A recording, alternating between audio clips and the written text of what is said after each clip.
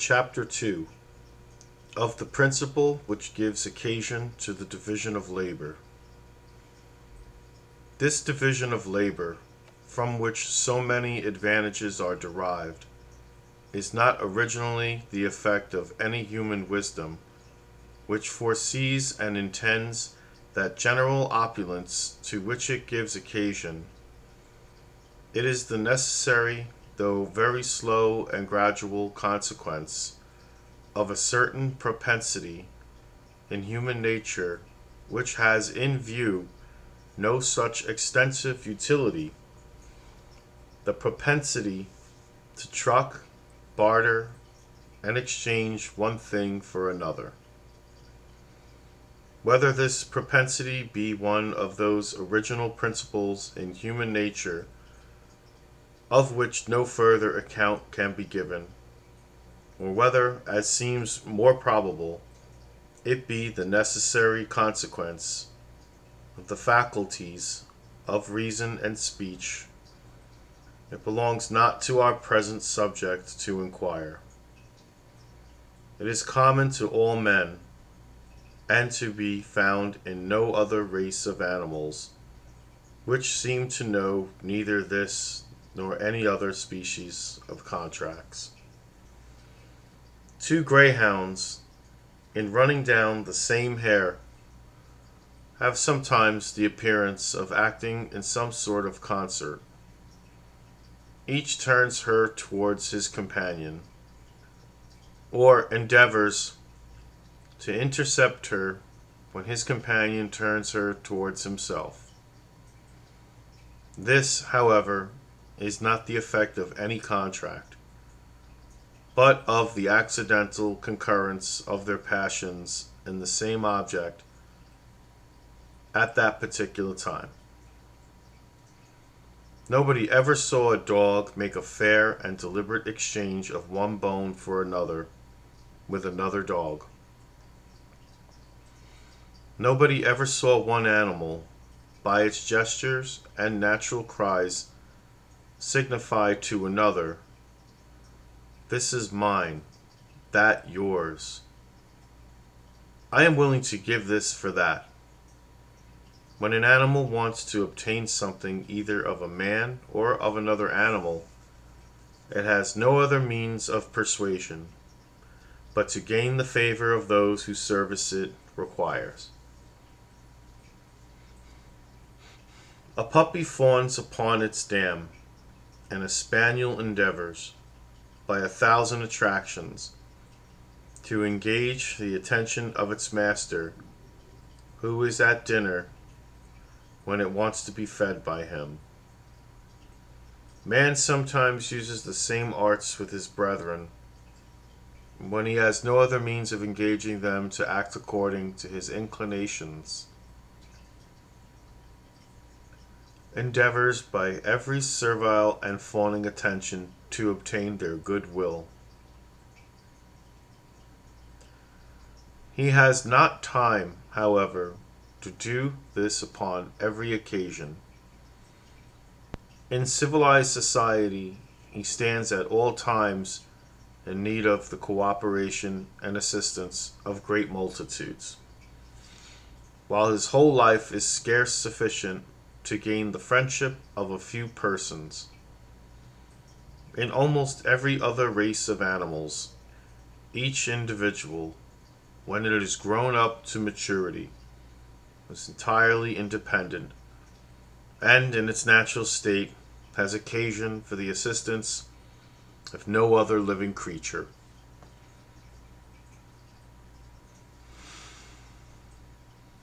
But man has almost constant occasion for the help of his brethren, and it is in vain for him to expect it from their benevolence only. He will be more likely to prevail if he can interest their self-love in his favor, and show them that it is for their own advantage to do for him what he requires of them. Whoever offers to another a bargain of any kind proposes to do this.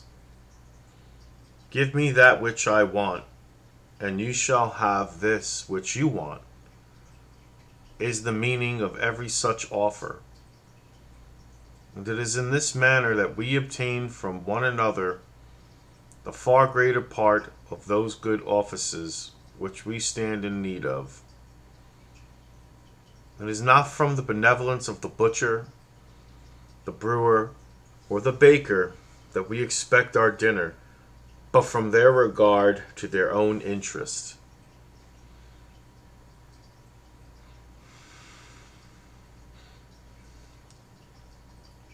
We address ourselves, not to their humanity, but to their self-love.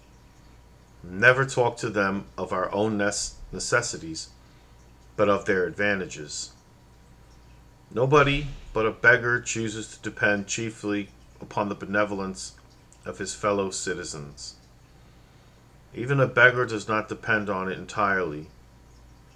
The charity of well-disposed people, indeed, supplies him with the whole fund of his subsistence. But though this principle ultimately provides him with all the necessaries of life which he has occasion for, it neither does nor can provide him with them as he has occasion for them. The greater part of his occasional wants are supplied in the same manner as those of other people, by treaty, by barter, and by purchase. With the money which one man gives him, he purchases food. The old clothes which another bestows upon him, he exchanges for other clothes which suit him better, or for lodging, or for food, or for money, with which he can buy either food, clothes, or lodging as he has occasion.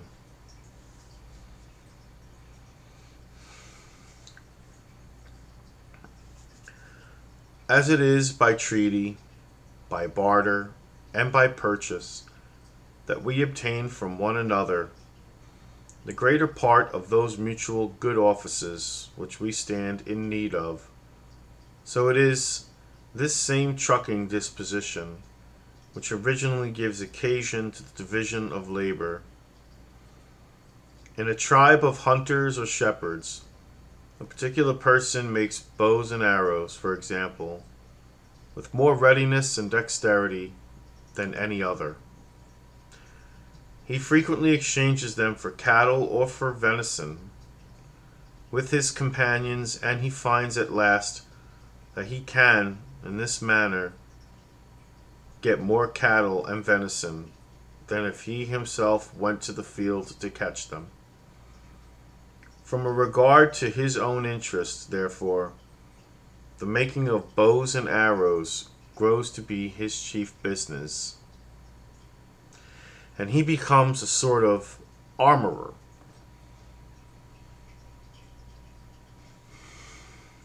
Another excels in making the frames and covers of their little huts or movable houses. He is accustomed to be of use in this way to his neighbors, who reward him in the same manner with cattle and with venison, till at last he finds it his interest to dedicate himself entirely to this employment, and to become a sort of house carpenter. In the same manner, a third becomes a smith or a brazier. A fourth, a tanner or dresser of hides or skins.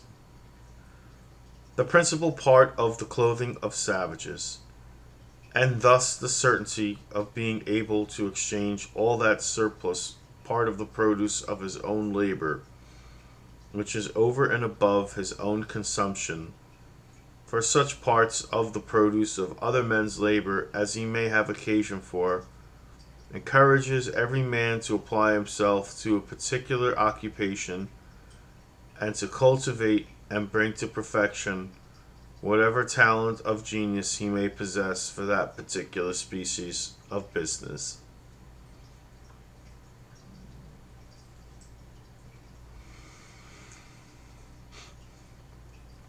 The difference of natural talents in different men is in reality much less than we are aware of.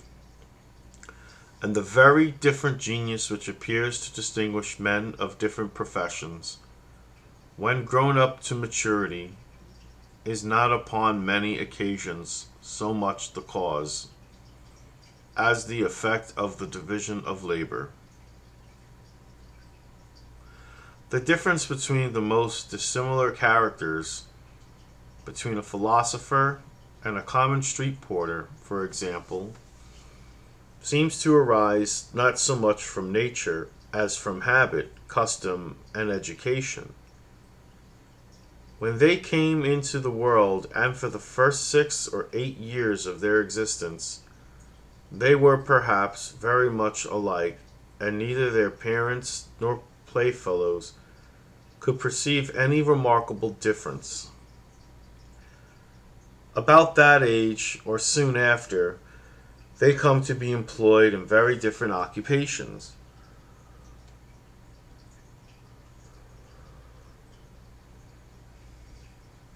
The difference of talents comes then to be taken notice of, and widens by degrees, till at last the vanity of the philosopher is willing to acknowledge scarce any resemblance, but without the disposition to truck, barter, and exchange, every man must have procured to himself every necessary inconveniency of life which he wanted.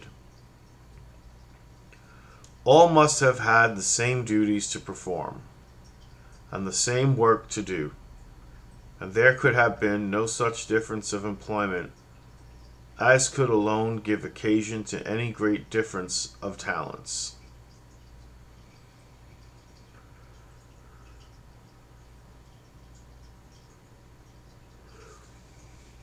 As it is this disposition which forms that difference of talents, so remarkable among men of different professions, so it is this same disposition which renders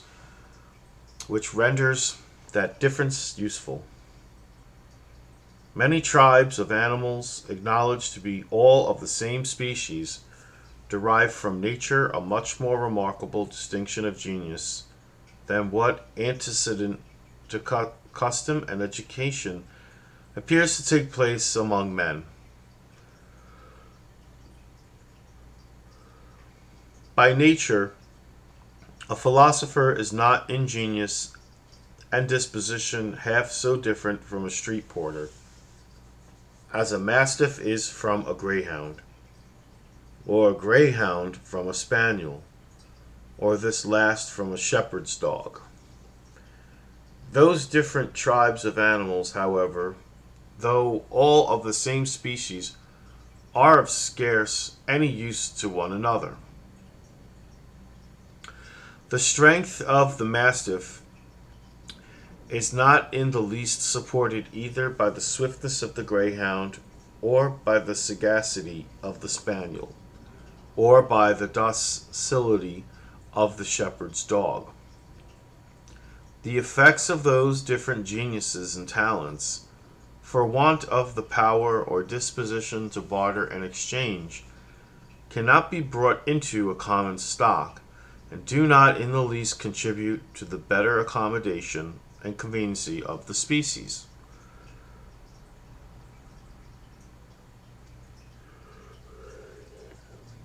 Each animal is still obliged to support and defend itself, separately and independently, derives no sort of advantage from that variety of talents with which nature has distinguished its fellows. Among men, on the contrary, the most dissimilar geniuses are of use to one another. The different produces of their respective talents, by the general disposition to truck, barter, and exchange, being brought, as it were, into a common stock, where every man may purchase whatever part of the produce of other men's talents he has occasion for.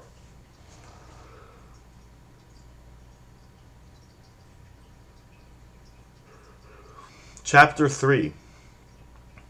That the division of labor is limited by the extent of the market.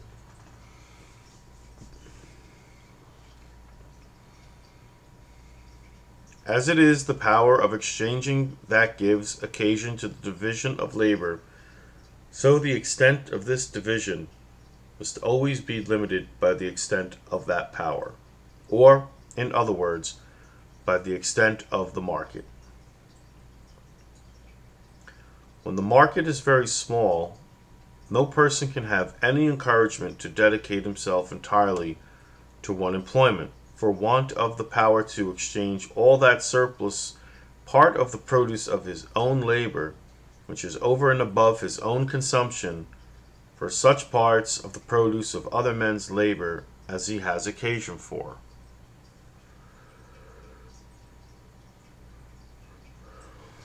There are some sorts of industry, even of the lowest kind, which can be carried on nowhere but in a great town.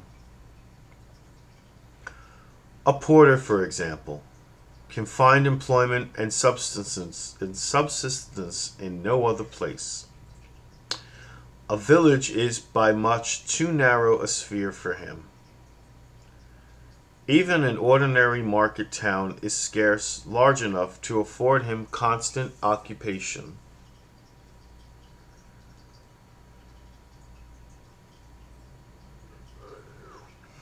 In the lone houses and very small villages, which are scattered about in so desert a country as the highlands of Scotland, every farmer must be butcher, baker, and brewer for his own family.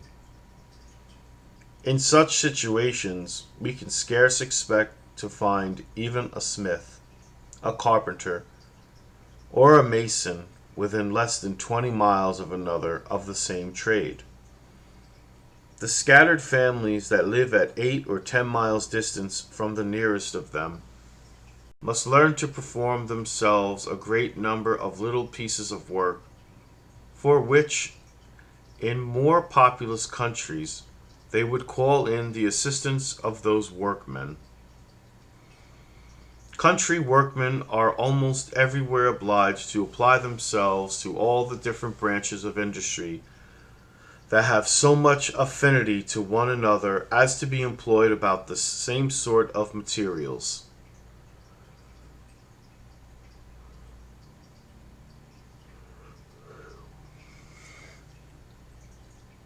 A country carpenter deals in every sort of work that is made of wood. A country smith in every sort of work that is made of iron. The former is not only a carpenter, but a joiner, a cabinet maker, and even a carver in wood, as well as a wheelwright, a plowwright, a cart and wagon maker. The employments of the latter are still more various. It is impossible there should be such a trade as even that of a nailer in the remote and inland parts of the Highlands of Scotland. Such a workman, at the rate of 1,000 nails a day and 300 working days in the year, will make 300,000 nails in the year.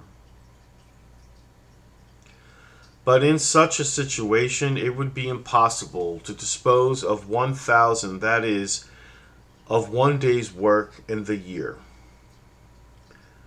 As by means of water carriage, a more extensive market is opened to every sort of industry than what land carriage alone can afford it, so it is upon the sea coast and along the banks of navigable rivers that industry of every kind naturally begins to subdivide and improve itself, and it is frequently not till a long time after that those improvements extend themselves to the inland parts of the country.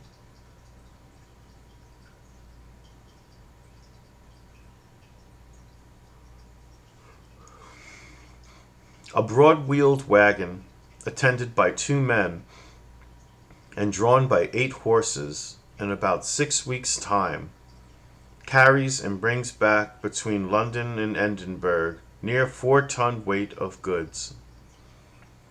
In about the same time, a ship navigated by 6 or 8 men, and sailing between the ports of London and Leith, frequently carries and brings back 200 ton weight of goods.